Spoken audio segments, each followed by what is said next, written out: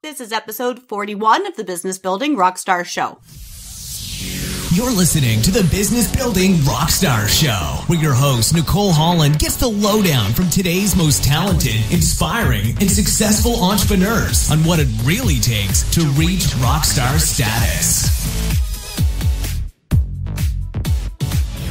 Do you want to get your message out in a bigger way by being a guest on a web show or podcast just like this? If you do, text the letters I am ready to 33444 and I will send you free of charge a guide called How to Be a Great Guest. Don't make rookie mistakes that so many people do when they're starting out. Get known as a great guest that hosts search for free by texting I am ready to 33444. So to spell that out, it's the letters I am READY to 33444 and I will send you a complimentary copy of my guide, How to Be a Great Guest. Hey, Nicole Holland here. Thanks for tuning in to the Business Building Rockstar Show. Today, my guest is Marianne Cherico, and we talk about how to live life by design instead of by default.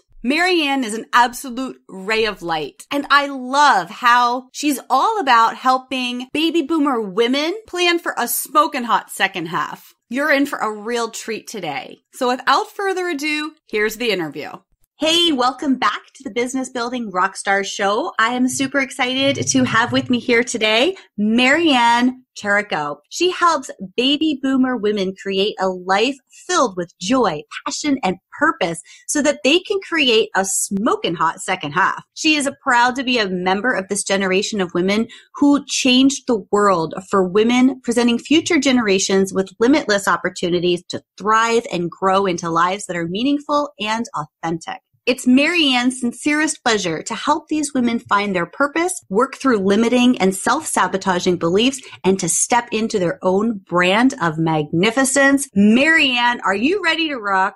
I am so ready to rock. Woohoo! I am so excited to have you here. Kind of connected on social media for a while now. I've seen you. I think you've seen me. We've been in sort of the same or similar areas, and I'm just thrilled to have you on the show. And so, me too, Nicole. I love your energy. I really, really love your energy. Thank you. And you're so supportive. I think I was like, I have to have her on the show if she'll say it, because you're just so supportive and you're so generous and just the love shines through. So why don't you bring our listeners up to speed a little bit more, give us some more information about how you serve baby boomer women and what you're doing today. Yeah, I would love to. I wasn't always doing this. My background includes many, many years, like 27 years in real estate. And I've had a home staging company since 2005. So my coaching practice really started a couple of years ago when I kind of went through, I wouldn't call it a midlife crisis, but I kind of really was burnt out and crashed and not happy in the job that I was in because I worked another job as well as my staging company, working 7 days a week. And I have 3 daughters and my husband and I always wanted to be able to do for them. And I was just not in a happy place. I really wanted to leave this job, but we got health insurance and it was a safety kind of thing. So I really pretty much hit rock bottom. I think I had just physically and mentally exhausted from working so much and not being happy where I was. And literally, it kind of changed everything. I,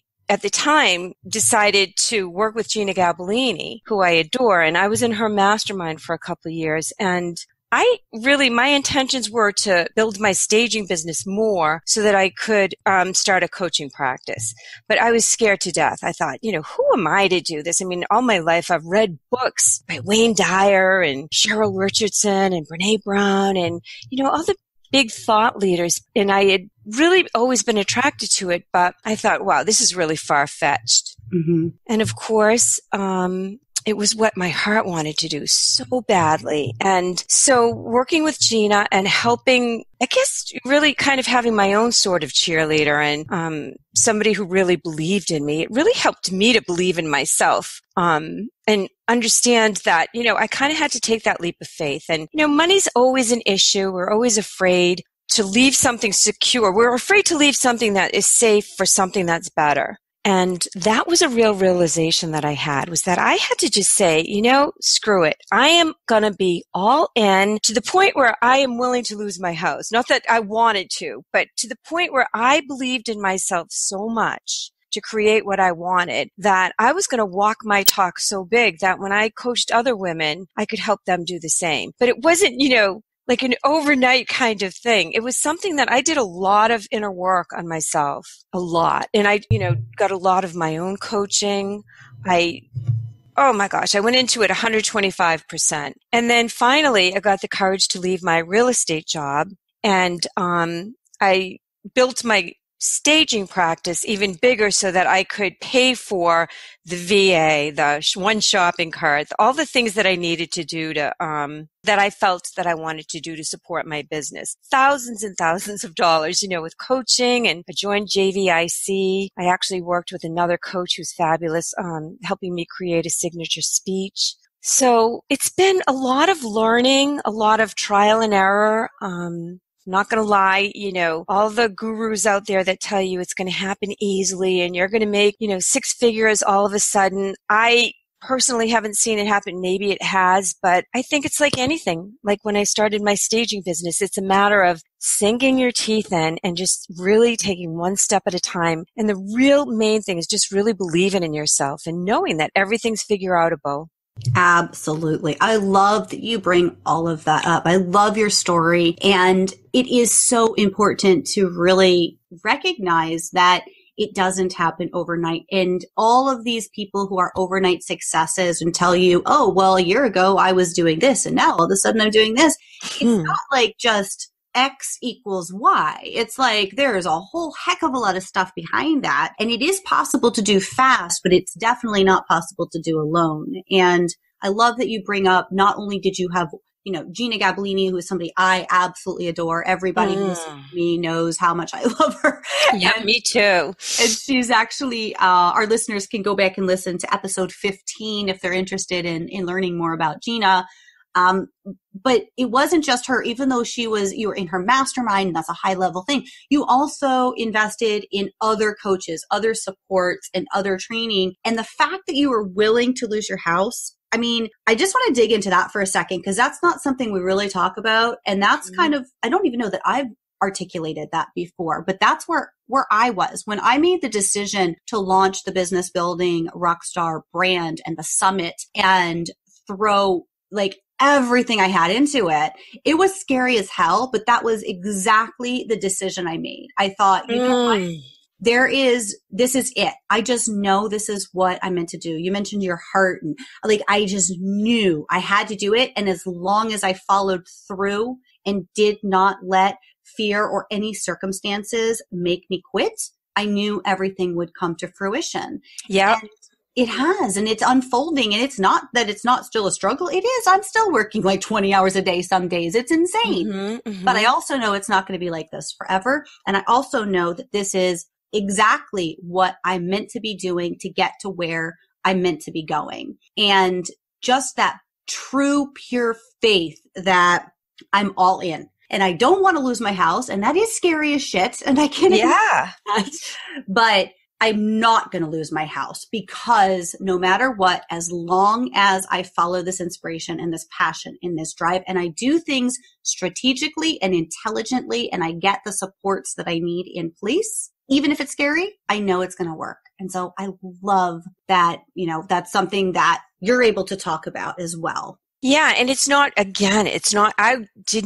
don't want to lose my house. And I don't want people to get me wrong to think that, I just don't care about it. I do care about it. And in fact, I was scared shitless. I was really, really afraid. I was afraid that I wasn't going to be able to do things for our daughters, weddings and stuff that we have coming up. And I felt like honestly, I felt like if I couldn't do that stuff for them, that I would feel like such a loser. Mm-hmm. And so those kinds of fears, I mean, it's not the fears that we think they are. They're just really insidious. It's fears that you might not think of, but the fear of not being able to do something for my daughters and the feeling that I would have around that caused fear. Mm-hmm. Stuff like that. But when I decided that it was okay for me to take care of what my needs were in the world, and I'm 59 years old. My life is, God knows how long it's going to be. And I want to live every single minute by design and not default. Mm-hmm. And I was so living by default at one point. I stayed at that job longer than I should have. Sometimes you just get stuck. You get stuck because it feels safer, but it became so important for me to feed my spirit and do what I needed to do. I mean, I've always, I guess my generation of women, I have in my speech, I talk about how we were caught between June Cleaver and Gloria Steinem. Mm-hmm. And so, there's a lot of beliefs that we have that's generational about what it's like to be a woman, and that struggle of being a traditional mother and woman and being, a fearless kind of superstar like Gloria Steinem, who defied society's stereotypes. But, remember, we come from a generation of women who really, my role model was a very traditional mother. I was the first girl in my family to go to college. So I had to literally train myself when I was younger about, read a lot of books on, how we can do the same job as men and get paid the same as men and all that stuff. And, whether people stigmatize feminism or what, there's all different kinds of ideas around that. It's really about being treated fairly for doing the same job and things like that. I felt strongly that women, were shortchanged in that area. And yet I was scared to death. And I always played, second fiddle. And I decided I don't want to do that anymore. I want to create my own thing. I love it. That's so cool. And now, when you were a kid, obviously you didn't imagine that you would be coaching, did you? Or is this something that you always knew you wanted to do? No, actually, I was a dramatic arts major. I went to Emerson in Boston, and that was what I did. I was in the Screen Actors Guild and did some film and commercial and lots of theater. And then when I had my 3 daughters, everything changed. So it's funny, that dichotomy again between wanting to be a more traditional mother, wanting to be there for them, all the while, taking art classes and, going, learning more and all that, but, and doing some acting jobs and then getting into real estate. But when I had my daughters, it really usurped everything. I really wanted to be a good mom. It was so important to me. And so I did work while I was bringing them up, but I always kind of worked my schedule around them, which was, where my heart was. So yeah, I was going to be an actress, and I was very passionate about that until I had my daughters, and then everything changed. And here you are speaking on stages. Yeah. Yeah. People think it's easier because of my background, but trust me, it's not. Yeah. So was there like a light bulb moment when you recognized that you wanted to go in a different direction, or how did that happen?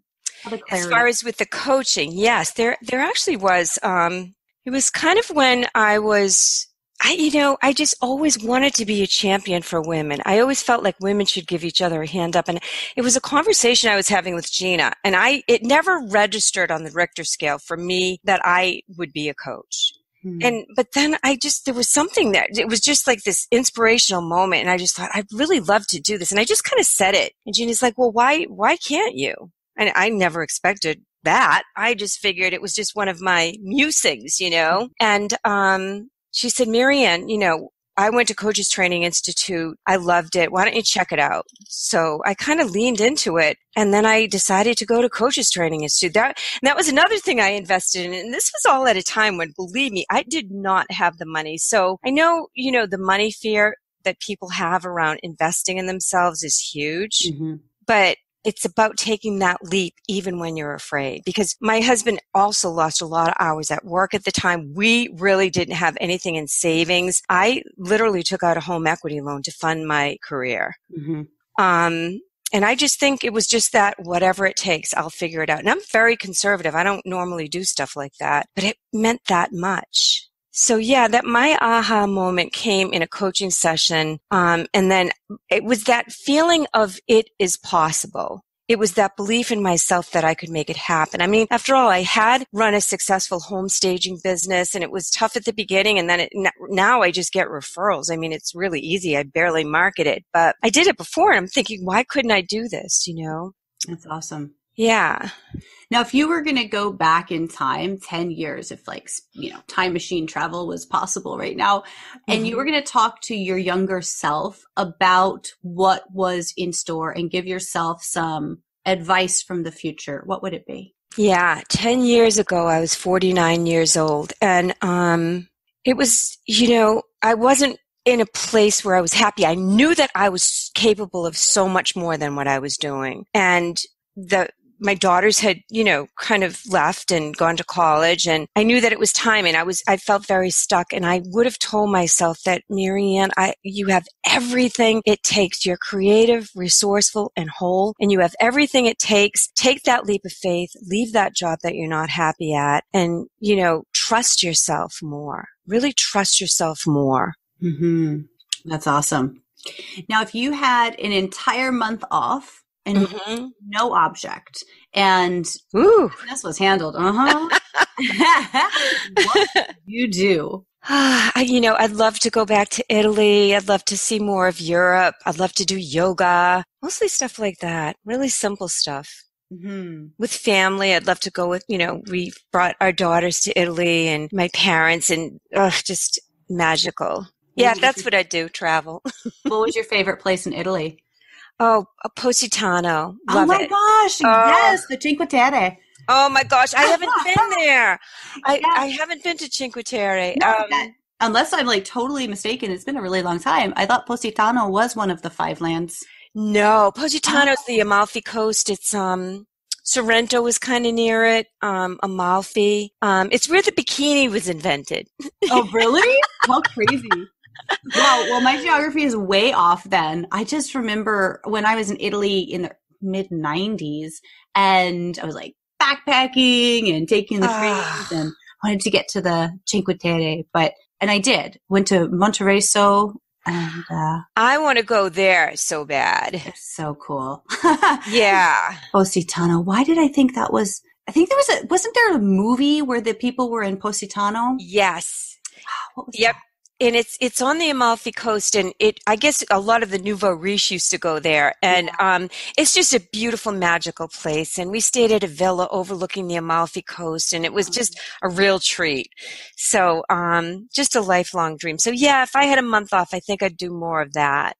Very cool. I love Italy too, and there's just so many places I have not been. So many amazing places like Rome, obviously. Just so many places in Italy. I can't even think of them all right now. But one place I always wanted to go was Napoli. And I always heard, oh, no, it's not a nice city. I don't know if it is or not. I haven't been, but that's where my family's from. That's where you fly into. Is it? Yeah, Naples. Yep. I lived in Germany, so I always took the train. My husband lived in Germany. He was in the army, and he lived in Stuttgart. Oh my God, that's where I lived. Cut it out. Too funny. Okay, this is getting very personal on air, but yeah, I spent 5 years in Germany, much of it in Stuttgart and near Stuttgart, and I had a corporate training firm there. So in the mid-90s. Oh, that is so cool. Yes. I love you. Yeah. That's so funny. Okay, well, back on topic. You mentioned Gina, but is there anyone else, or has there been somebody who has been kind of a lifelong inspiring mentor? Not really. Unfortunately, Gina was my first big one. I worked with her for 2 years, and I absolutely adore her. I did all of her programs. I was in her mastermind, Ecstatic Marketing, Profit Quest. I also signed up for JVIC a couple of years ago, and I did that for a year. I listened to a million webinars, all of them. Mm-hmm. And I also am working with a signature speech coach who really helps women find their voices. Her name is Casey Baker, and I love her too. Mm-hmm. So yeah, those have been my mentors. But other than that, other than reading a lot of books, a lot of authors that I love. Favorites? I love Wayne Dyer, Brene Brown, Cheryl Richardson. I love the book Feel the Fear and Do It Anyways. I think it's a great book for anybody. Elizabeth Gilbert's Big Magic. The Big Leap by Gay Hendricks, where we kind of hit a set point in our life, financial, relationship, all that, where we kind of sabotage ourselves once we hit that set point. It's a great book. It's kind of leaping beyond that set point that we set for ourselves, that limiting belief system. There's another great book called Presence by, I think it's Amy Cuddy. Wonderful book. Awesome. Yeah. Very cool. And you mentioned tools before. Is there any specific tool or tools that you use today that you could not live without? I mean, as far as systems, I have one shopping cart that helps me to kind of organize my things. My VA, who posts a lot of my blogs and social media, working with joint venture partners. I've been building relationships with some wonderful people. To me, that's all about relationships and who you feel great about and vice versa. It's a, give and take, wonderful kind of thing. I have a Facebook page, that kind of stuff, LinkedIn page, but I can't think of anything. Are you? Yeah, I'm always curious because everybody has different perspectives, right? For example, I just did an interview just before yours, and my guest said Evernote, couldn't live without Evernote. And me, I don't use Evernote at all. But one thing that I could not, well, there's a few, but like one thing for sure that I could not do these kinds of interviews without would be Acuity. I love, love, love, love Acuity. Oh, what's that? That's when you booked this appointment, it was through Acuity. It's a scheduler. Oh, and cool. It's like so amazing. It has so much power. You can create all different kinds of appointments, and then you can write like specific messages to people who make certain appointments and reminders, and it's just all linked up. So I love your reminders. That's Acuity. It's all Acuity. Like I could not do this so seamlessly without that. Well, that's good to know. I will definitely look into that. And it's really affordable. It's like, I think it's like $10 a month. Oh, wow. That's great. And you can even take payments through it. So like to book private sessions with me, you book it through Acuity, but in order to finalize the booking, it's linked up to a payment processor. That is great to know. Mm-hmm. That's great. I mean, I have PayPal, and I got the version where you can accept credit cards too. So that I've been using.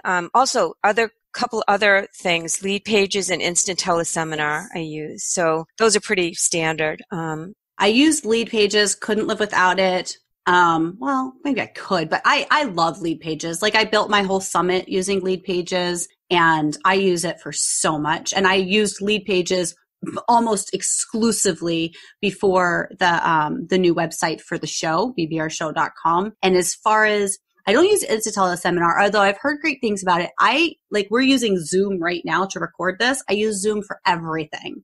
Yeah, Casey used Zoom for our speech. We did the video one for our speeches. So Zoom is pretty cool for teleseminars too, right? Awesome. I used Zoom. So it records in HD. There's a free version. I have the paid version, but again, it's like $10 a month. You can have up to 50 people, and it has international call-in numbers. Wow.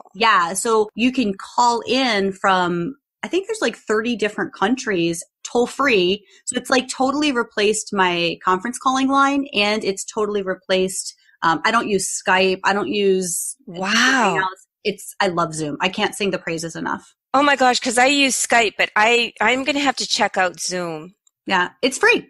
It's I believe it's free, and don't quote me on this because I do have the paid version, and I know they're like, getting bigger and better and everything, but I believe that with the free version, you can do calls up to 15 minutes for free, and you can do group meetings with video up to 15 minutes. But as far as like unlimited with so I can do unlimited anything for the $10 a month plan. And not only that, something I learned really recently is I can actually control other people's, you can give over control of your desktop. So if you're doing a screen share with a client and, like for example, if I'm walking somebody through setting up their lead pages or their Infusionsoft or whatever it is, they can give me remote control of their desktop, and I can actually, so that's pretty great. awesome. Yeah. That's awesome. Yeah. I can't sing the praises of Zoom enough. And again, because it's free, I just think like, if you're not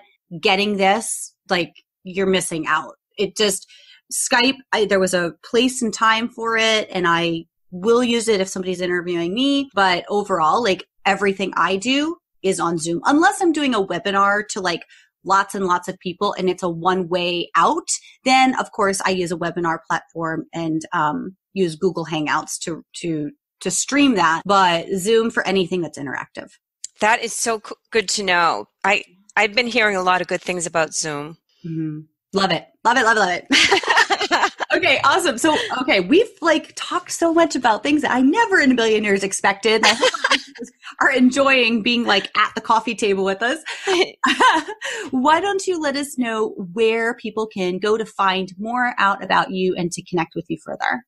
Yeah, I would love that. My website, and you can download on my website, you can download my free report, and it's really kind of cool. It's called How to Plan for a Smoking Hot Second Half. Woohoo! Yeah, woo!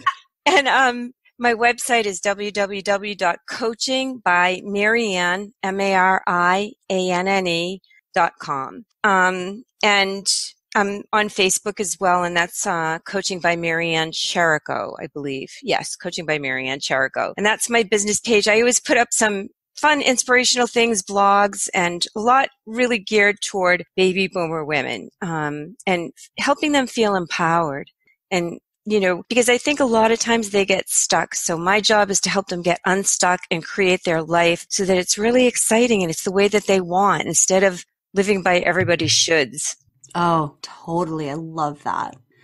Awesome. Well, thank you so much for being here today. It's been a blast. Oh, same, Nicole. I'm so glad we connected. Thank you for having me. Hey, I hope you enjoyed today's episode. And if you did, make sure to subscribe on iTunes so that you don't miss another episode. And if you're just joining us for the first time, welcome. Thanks so much for being here. And if you want to catch up on past episodes, it's super easy to do when you subscribe on iTunes. Also, we're on Stitcher. And of course, you can visit bbrshow.com for all of the episodes, show notes, and more. I would love to hear what you think about today's episode by leaving a review on iTunes, or also you can go to bbrshow.com, and on our show notes page, there is a comment section. Dear listeners, I do this show for you, so the more you let me know what you love, the more I can bring you that. Don't forget that the Business Building Rockstar Show releases every Monday, Wednesday, and Friday. So 3 times per week, you can listen in to what the journey towards rockstar status entrepreneurship is really like. Until next time, thanks so much for being here. I appreciate you, and I look forward to connecting again real soon. And there you have it. If you enjoyed this episode of the Business Building Rockstars Show, be sure to subscribe on iTunes so you don't miss a thing. And visit bbrshow.com for all the show notes and links to resources discussed on today's show. Plus, lots more.